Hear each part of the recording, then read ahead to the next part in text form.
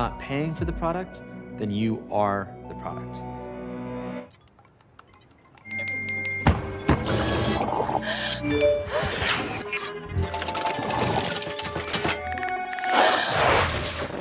A lot of people think, oh, well, Google's just a search box and Facebook's just a place to see what my friends are doing and see their photos. But what they don't realize is they're competing for your attention. So, Facebook, Snapchat, Twitter, Instagram, YouTube, companies like this, their business model is to keep people engaged on the screen. السوشيال ميديا يعني حفرة سوداء بتاخد كل وقتك. ايه رأيك لو قلت لك ان المنصات اللي انت دايما بتقعد عليها هي كل شغلها الشاغل ان هي تاخد كل وقتك، ان هي معمولة بشكل ان انت تفضل تكون مشدود ليها دايما، وده بيخليك صعب جدا ان انت تتعدى المنصات ديت. ايوه كل فيديو انت بتشوفه وكل بوست انت بتفر فيه معمول بشكل بحيث ان انت تكون مرتبط جدا بالمنصات دي. كل بوست وراه هدف، والهدف هو ان انت تقعد وقت اطول على منصات السوشيال ميديا. ودي حاجة كويسة ان انت تتعرف على غيرك او ان انت تدي اراء او ان انت تعمل اي حاجة تانية. لكن ماذا لو ان انت كل حياتك ان انت بتتعرف على غيرك، كل حياتك ان انت بتدي اراء، كل حياتك هي السوشيال ميديا؟ بص، انا مش جاي هنا عشان اقول لك ازاي السوشيال ميديا ابتدت، ولكن انا جاي اقول لك ايه اللي خلى السوشيال ميديا اصلا تنجح. ممكن تفتكر ان سبب شهرة الابلكيشنز ديت هي الاعلانات، او ان في ناس كتير قوي بتستخدمها، ولكن في عامل اساسي جدا هو اللي سبب في شهرة الابلكيشنز ديت، وهي اليوزر اكسبيرينس. اليوزر اكسبيرينس فكرته ان انت تعرف ان الابلكيشن دوت سهل الاستخدام ولا لا. اليوزر اكسبيرينس بدايته من اكتر من 50 سنه، ولكن بدايته ما كانتش ليها علاقه بالسوشيال ميديا ولا اي حاجه اصلا ليها علاقه بالانترنت. بدايته كالالعاب. صحيح اليوزر اكسبيرينس كان سبب في شهره الالعاب، كل ما كان اليوزر اكسبيرينس سهل دوت بيأدي ان اللعبه تكون سهله، ودوت بيساهم في نجاحها اكتر واكتر. وتعالى اوريك خدعه بسيطه جدا من اليوزر اكسبيرينس وازاي ان هي ممكن تتحكم فيك. تعالى ناخد الفورمز على سبيل المثال. لو سألتك أنهي فورم في الاتنين دول أفضل، الفورم الأولانية ولا الفورم التانية؟ أكيد هتقول لي إن الفورم التانية أفضل من الفورم الأولانية، ولكن إزاي الناس عرفت إن الفورم التانية أحسن من الأولانية؟ وإزاي الفورم التانية بقت بتشد الناس أكتر؟ بكل بساطة عشان الاستبر اللي فوق. الاستبر اللي فوق هو اللي خلاك تقول إن الفورم التانية أفضل من اللي قبلها. فاكر لما قلت لك إن اليوزر اكسبيرينس كان مستوحى من الألعاب؟ ما هو دوت اللي حصل جوه الابلكيشن. الاستبر اللي فوق هو عامل زي ان انت بتلعب وبعد كده بتوصل للتشيك بوينت، وبتلعب وبتوصل للتشيك بوينت. الفورم الاولانيه بتستهلك منك معلومات ياما وحاسس ان هي عايزه تاخد منك بيانات ياما وخلاص، ولكن الفورم الثانيه بقى فيها استبر بحيث ان انت بتخلص اول فورم وتبقى حابب ان انت تخش في الفورم الثانيه عشان تخلص الاستبر نفسها، نفس فكره الالعاب. فبدل ما الفورم بالنسبه لك كانت ممله وخنيقه وتحسها ان بتاخد منك بيانات ياما، دلوقتي بقت ممتعه وبقيت حابب ان انت تخلص كل فورم عن اللي قبلها. تخيل يا صاحبي ان ديت اقل خدعه بيستخدموها الناس بتوع اليوزر اكسبيرينس عشان خاطر تقعد على منصات السوشيال ميديا وقت اطول، وانت انبهرت من الخدعه ديت وحاسس ان هم بيتحكموا فيك عشان تستخدم السوشيال ميديا في وقت اطول. احب اقول لك ان دوت ولا حاجه عن اللي انا هقوله لك قدام. اليوزر اكسبيرينس خلتك من شخص ما بيستخدمش السوشيال ميديا في وقت طويل لشخص بيستخدم السوشيال ميديا لمدة ساعتين فقط، ولكن اللي نقل الموضوع من ساعتين لأكتر من 10 ساعات هو الانفينيتي سكرولينج. 2006 في راجل محترم كده اسمه أزاروسكن. الراجل دوت هو اللي اخترع الانفينيتي سكرولينج الجوريزم. عشان نفهم الموضوع دوت كويس فاحنا محتاجين ان احنا نتخيل ان احنا هنعد من 1 لغاية 10، ولكن بشرط ان انت هتوصل عند رقم 9. هتدي بس انتباه بسيط ان احنا خلاص وصلنا لغايه نهايه العدد، ودوت اللي بيحصل في الصفحات ان انت بتفضل تفر لغايه ما يدي بس انتباه للموقع ان انت محتاج حاجه تانية جديده. فمثلا انت لو على اليوتيوب فانت بتفر بتشوف فيديوهات جديده، او انت على الفيسبوك بتفر تشوف بوستات جديده، وهكذا. انت ممكن تسألني هو ايه المشكله في حاجه زي كده، وازاي حاجه زي كده قدرت ان هي تخليني اقعد وقت طويل على السوشيال ميديا؟ الفكره هنا يا صاحبي ان احنا لما بنبتدي حاجه دايما بنحب ان احنا نخلصها. فتعالى ناخد مثال. انت دلوقتي معزوم عند حد على الغدا وقاعد وبتاكل، فانت بيجي لك احساس ان انت محتاج ان انت تخلص طبقك. فتخيل معايا ان انت قبل ما بتخلص طبقك في حد ماسك حله وعمال بيغرف من الحله ويحط لك في الطبق. فانت بقيت دايما في حد بيغرف لك من الحله ويحط لك في الطبق، انت عمال تاكل. انت اتحولت لمدمن. وليه انت اتحولت لمدمن؟ لانك بكل بساطه انت مش عارف تنهي اللي انت ابتديته. انت بتبتدي وبتكمل وبتكمل وبتقع لغايه انت مش عارف. وده ربع استهلاكك، ان انت بتستهلك الحاجه دي ساعتين في اليوم، انت بقيت بتستهلكها اكتر من 10 ساعات في اليوم، وده رقم كبير جدا.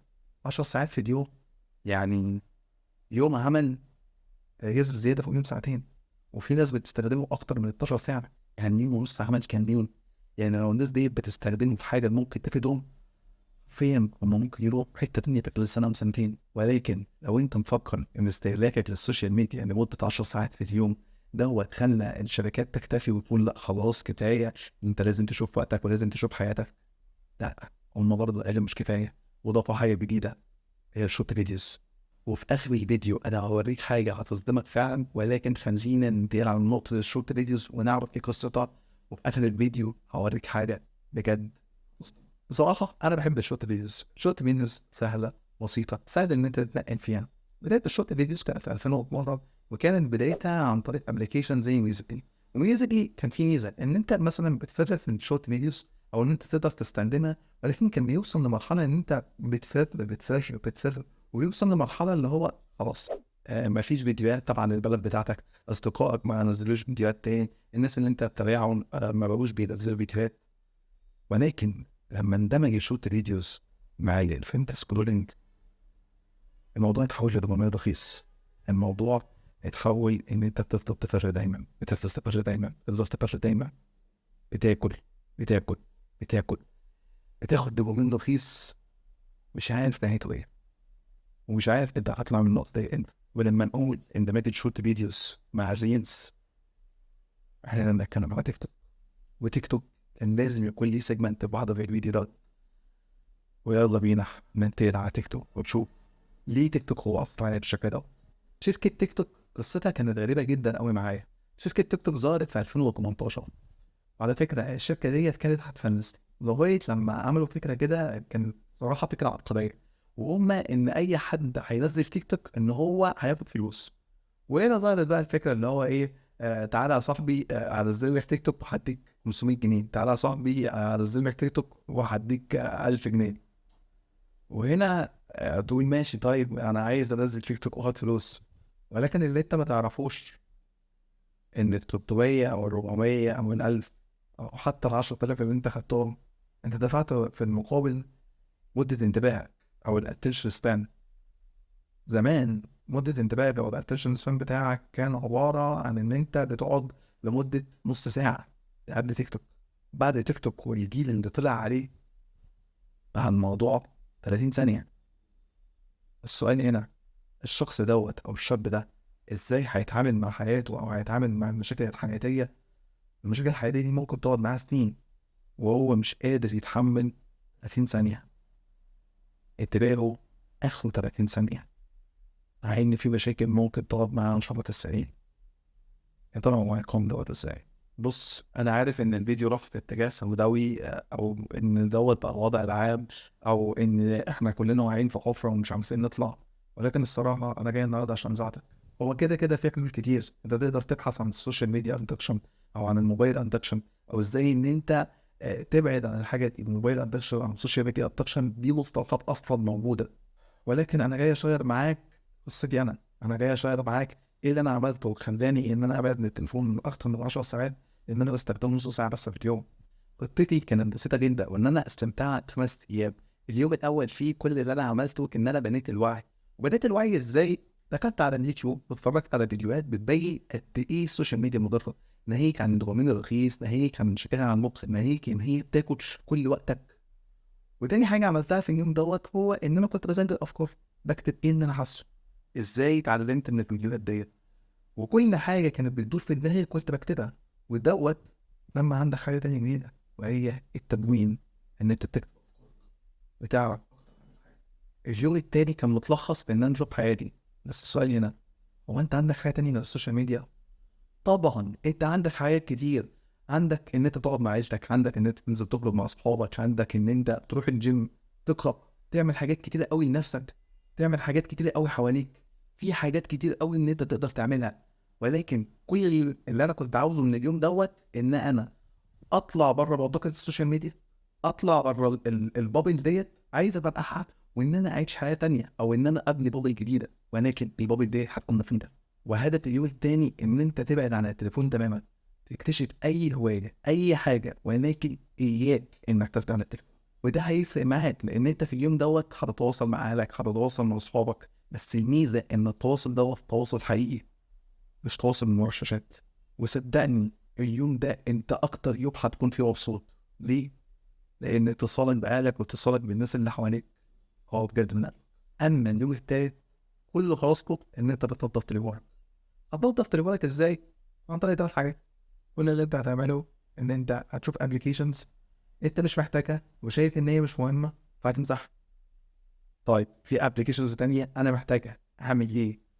خلاص، كل اللي انت هتعمله ان انت هتعمل لها ميوت نوتيفيكيشن، او الاشعارات ديت هتحاول ان انت توقفها من الضبط. طيب الابلكيشن اللي انت بتستخدمه دوت ما ينفعش ان انت تمسحه، ما ينفعش ان انت تعمل له ميوت نوتيفيكيشن.